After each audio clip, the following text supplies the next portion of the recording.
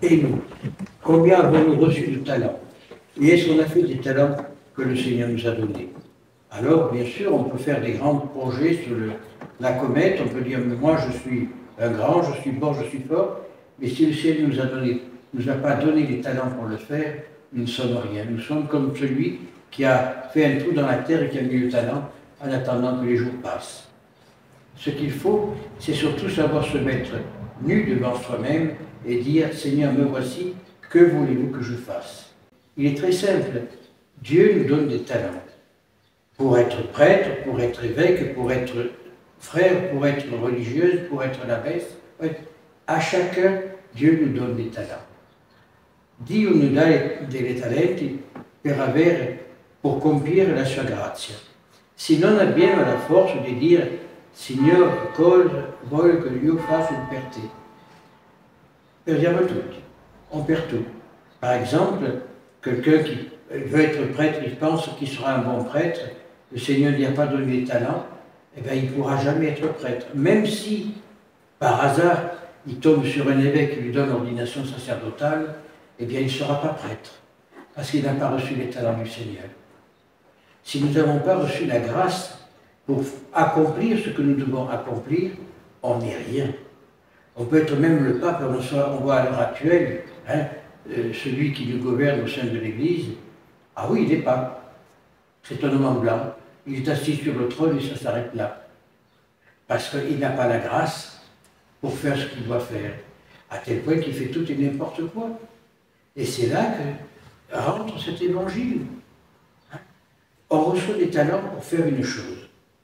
Mais si le Seigneur ne donne pas ses talents pour le faire, on a beau faire tout ce que l'on veut, on n'a pas la grâce, on ne pourra pas le faire.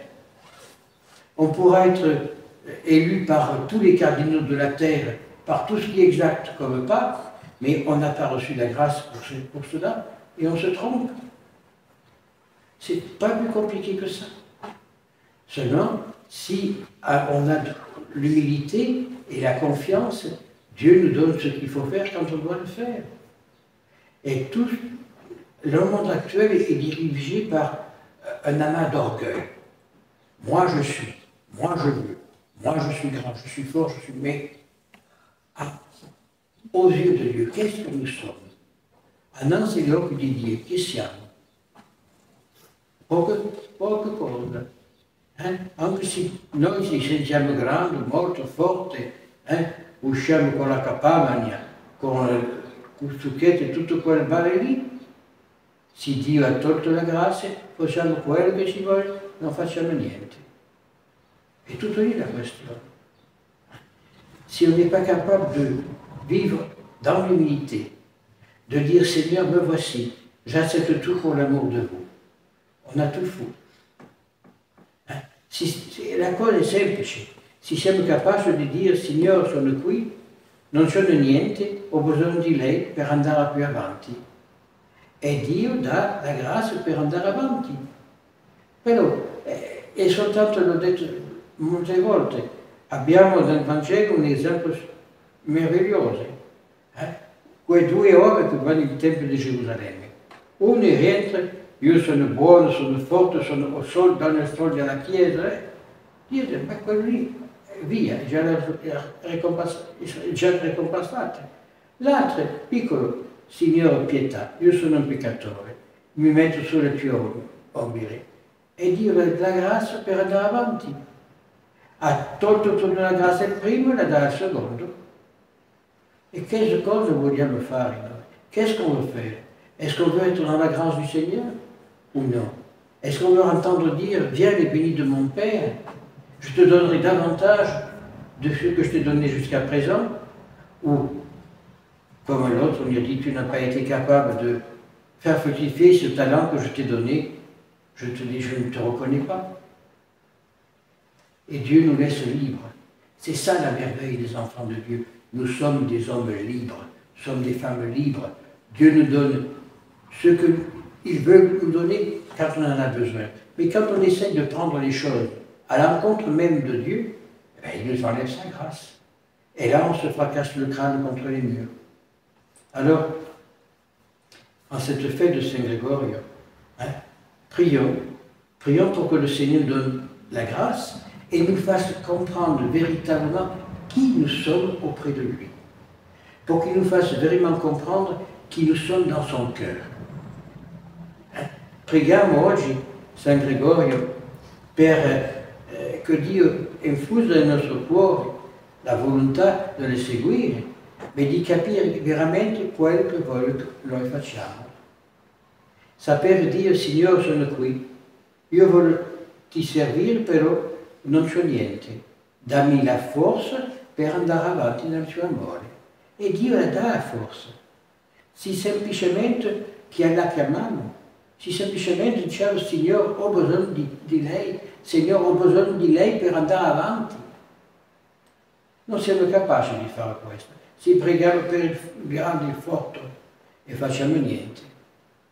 Tutti i lavori che hanno fatto, anche se non sono tutti d'accordo con l'unità della Chiesa, come l'ha fatto il Vaticano II, però hanno fatto un lavoro buono con gli ortodossi per avere unità della Chiesa. E quello che noi abbiamo fatto per 50 anni, l'altro ha tutto tolto per una stupidità. Adesso siamo diventati come eravamo nel 1954, 1000 anni indietro. Tutto per l'orgoglio, tutto per fare della Chiesa una Chiesa umana, non una Chiesa divina. Tout ça, c'est pour faire une église humaine et non divine. Alors on accepte tout et n'importe quoi, en oubliant la doctrine de l'église. Moralité, le Seigneur enlève la grâce. Et si tout va mal, c'est parce qu'il n'y a plus la grâce dans l'église. Ah oui, le Saint-Esprit souffle. Le Saint-Esprit essaye d'éclairer, mais seulement les gens sont tellement obtus qu'ils ne veulent pas le voir. Quand on voit que ce pauvre cardinal Muller ou Sarah se battent, alors pour le faire taire, on leur enlève leur salaire, si je puis dire, les émologines, pour qu'ils soient complètement perdus. On leur enlève leur maison de Rome, on enlève tout. On les envoie se promener ailleurs. Mais tout ça, c'est l'œuvre du diable. Le diable, Paul VI l'a dit, les fumées de Satan sont entrées dans l'Église. Paolo VI l'a detto, il fumo del Satana è entrato nella Chiesa. Alors prions pour que ces fumées soient étouffées et que revienne le royaume de Dieu, et pour que revienne la foi sur ce monde. Parce que ce qui a été fait ces derniers mois par le Saint-Siège, c'est contre-productif, c'est contre l'Église, c'est contre la foi. Alors prions pour que le Saint-Esprit ressouffle dans l'Église et ramène ce que nous les hommes avons mis dehors en espérant chercher l'humanité. Et quand on cherche l'humanité, on trouve le diable. Le sens de la messe, perdu. Le prêtre à l'autel était jusqu'à présent persona Christi, maintenant il est président d'assemblée. Le prêtre faisait l'Eucharistie, il était persona Christi, il renouvelait le sacrifice du Christ sur la croix. Non, aujourd'hui non, c'est le prêtre et l'assemblée qui font l'Eucharistie. Donc tout ça, c'est des faussetés qui amènent l'œuvre du diable. C'est ce que voulait faire Luther, c'est ce que voulaient faire les francs-maçons, et on est rentré dedans avec grande joie. Alors prions pour que la vérité éclate, pour que le Seigneur reprenne sa place dans l'Église, et comme disait le pauvre Monseigneur Lefebvre, ils l'ont découronné. Moi je dirais, ils l'ont mis à la porte.